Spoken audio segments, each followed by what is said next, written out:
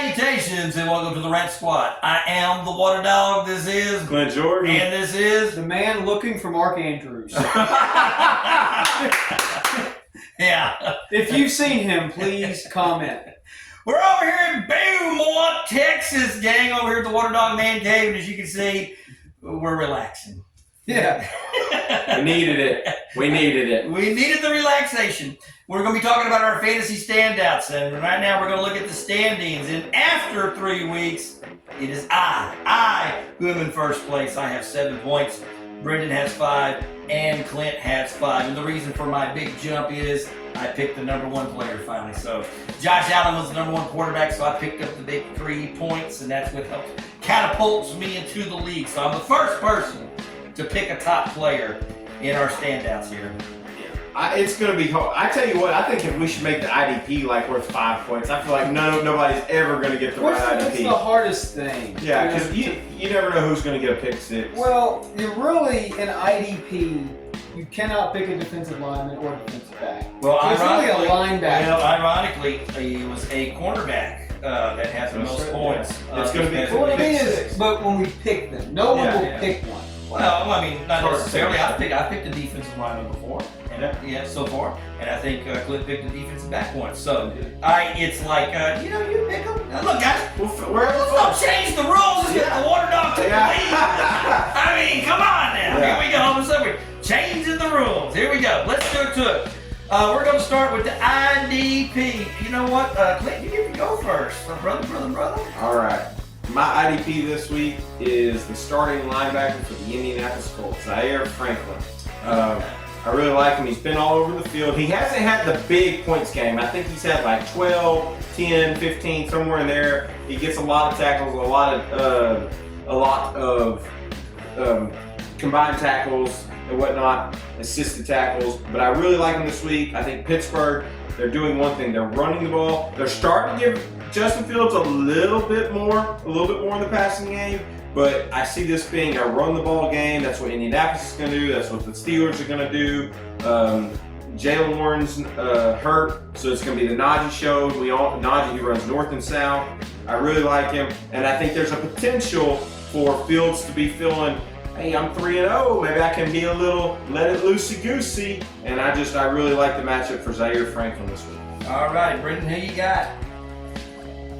This week, I'm really just kind of looking at it, and I don't want to keep picking the same players that we've been picking. So let's go.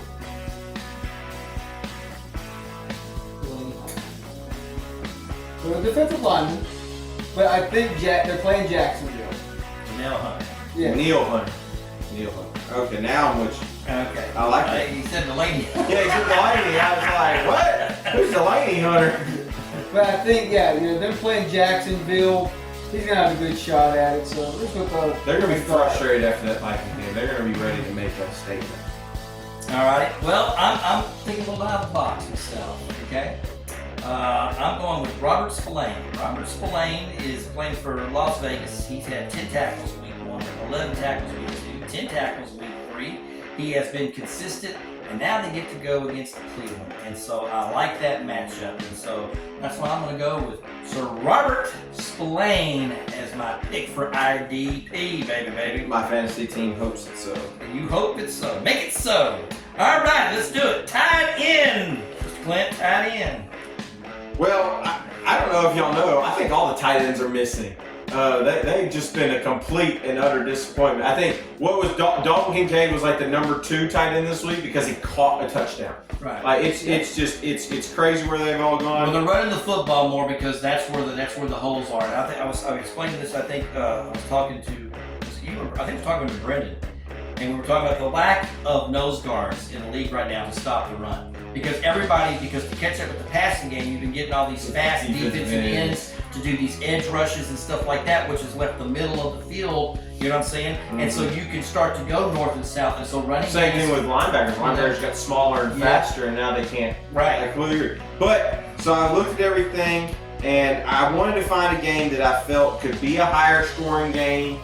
And so I actually think, speak of the devil, I think it's going to be Dalton Kincaid this week. I'm really, I have some positives for what we've seen the last game. So against Miami, the first drive, he had 2 plays that were directly to him. They were trying to get him the ball early. Unfortunately, he took a knee to the head, and he was out for about 2 quarters until he come back in. And then the same thing, though, in this game this past week.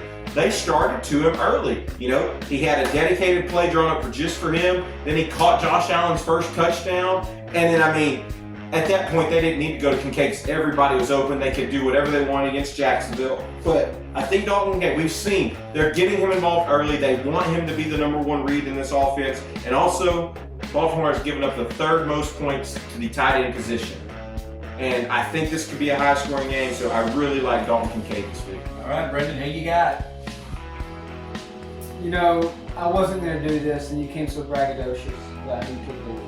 And so I already know who your pick was from a previous episode, but I'm going to take Kyle Pitts against New Orleans. I think he's going to have a really big game in this, and so you can find another way to stay in the league. Okay. Well, I'm not changing my picks. So we're going to tie? Just because you read my notes. No, you showed it. So what it tells me is that the water dog is somebody you look up to. Not only look up to, but will copy and mimic. That's the best form of flattery. Best form of flattery. So yes, Kyle Pitts. I definitely think this is going to be a game. This is going to be a good matchup, and I think this is a good matchup for Kyle Pitts because, you know, we're talking about the Saints, and the Saints, what they're going to do more than anything else is they're going to shut down those receivers. And so that's going to open up somebody, and it's got to be Kyle Pitts. Well, that's what Dallas got. Yeah, Dallas got. How was Kyle Pitts? He was good last week. He was good last week. He had a 50-yarder. He was down at the 1, and then he should have had another touchdown. Should have had a touchdown, yeah. All right, running back. Clint, who you got? Well, I'm sorry, but you are both wrong. There is going to be someone opened up in that Atlanta offense. And it's going to be the 2024 statement game. It's Bijan Robinson. I mean, Saquon just went for over 100, 2 touchdowns on the Saints team. I agree with you. The Saints secondary is good. There's no doubt about it. The Saints secondary, they know what they're doing on defense. But Bijan hasn't had that game. You know, he had the touchdown the first game. Then against Philly, he really got the yardage. This game He's been consistent. He's been consistent. He's getting the points. He's a great fantasy asset, but he hasn't had that top running back week. I think he's hungry. I said it. I think they're going to be able to run on the Saints. I really like. And I don't know which y'all's players are. I actually think this might have the 2 best running backs in it. Because I was really close between Alvin Kamara because he's been so good. I think the Saints are going to want to get back to what they were doing, and they're playing a bottom 10 rushing defense in Atlanta. But I had to pick one, and I'm going Bijan. I think this is a statement game, $120 and 1 or 2 touchdowns. Who you got? I think in this, you know, I want to say Joe Mixon, but I don't know if he's going to play. And so to go with a safer pick, I'm going to pick Derrick Henry.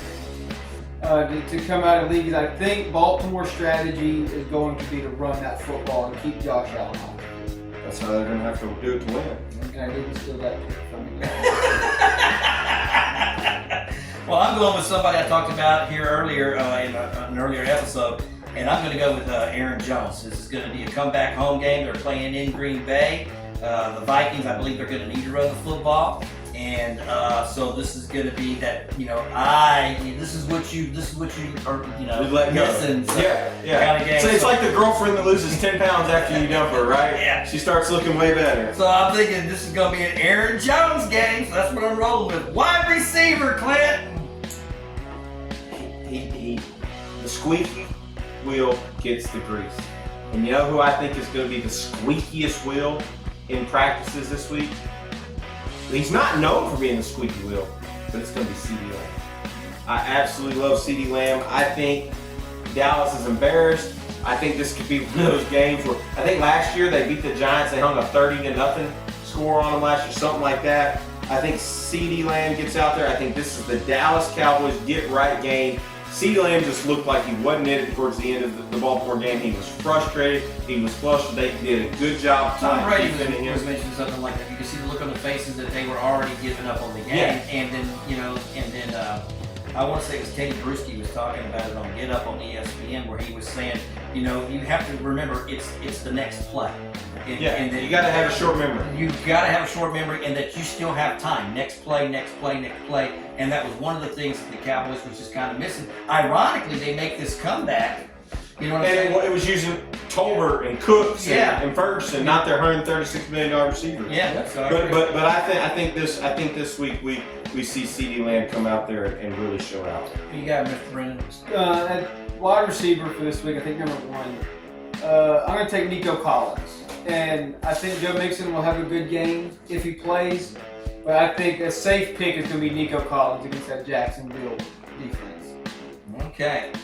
Well, once again, I'm trying to think a little bit out of the box. I'm looking at the Tampa Bay Philadelphia game, and I'm looking at Chris Godwin. Chris Godwin has had 8 catches, 7 catches, 6 catches. He's had a TD in every game, and Baker Mayfield's throwing a touchdown pass there every game to him. And I just feel like, this is going to be a game. This was a game that, Tampa Bay played very well in the playoffs with last year. And so I do think this is going to be a close, competitive game that could go either way. But I do think if anybody makes a statement offensively, consistently, I'm going to go with Chris Godwin. So I'll take Chris Godwin. I think he is the consistent one. But, man, Mike Evans has been shut down for 2 weeks. I could very well see attacking that Philly secondary and Mike Evans coming, because he was actually one of the players I was looking at. Just, again, sweeping wheel gets the grease. Because that's when we made our picks. I think Tampa's going to throw it. You're going to flip a coin. One of those guys are going to get this. All right, let's go quarterback. Clint? Man, this is hard. I see 2 guys on this list. I really, really like both of them. I've been struggling here, and the more I talk about it, the more I go with my gut. You know what they say in fantasy? Here's a tip for you out there for anybody watching. It really is they talk about the stack, the quarterback wide receiver stack. How the reason it gives you an advantage is that it's not that if you have a quarterback on a different team and wide receiver on a different team that you're going to have less worse games. It's that when your quarterback and wide receiver, when your quarterback blows up, it tends to be that number 1 target, right? That's why if you have Jamar and Joe Burrow, you probably won your game this past week. And so I'm gonna hold tight to my pick'ems, and it's Dak Prescott. He's playing against New York. I looked over his average in the last 11 games. He averages 275 and 2 touchdowns through the air. I think they're ready to come out. I think the Giants are going to feel like they're playing on a high after beating a sad Cleveland Brown team, but Dallas, they're ready to eat the Giants alive. And I don't even remember where the game is. I just know they play on Thursday night. Okay. Brendan, who you got? I agree with everything you just said. Except for players. I think the stack is important. I'm going to see CJ Stroud. That was my other one. I was having a hard time between the 2. I think he knows how bad that game was against Minnesota. They get a cupcake Jacksonville, and they're going to light it up. I could see where he's the number 1 for the same reason Josh Allen was. Okay. Well, we're on the same mind, because I got Dak Prescott as my quarterback too. Dak Prescott has gone 12-2 against the New York Giants, and in the last 12 games, 12-0. They own the New York Giants here over the last 6 years. And if there's anybody that needs a get-right game right now, it's the Dallas Cowboys. And so that's why I'm saying I think it's going to be Dak Prescott as well. Okay? Well, gang, that's what we got. That's who we picked. We're going to find out. Week 4 coming right at you. We are the Rant Squad. I'm the Water Dog. This is. Clint Jordan. And this is. Still looking for Mark. We are out of here.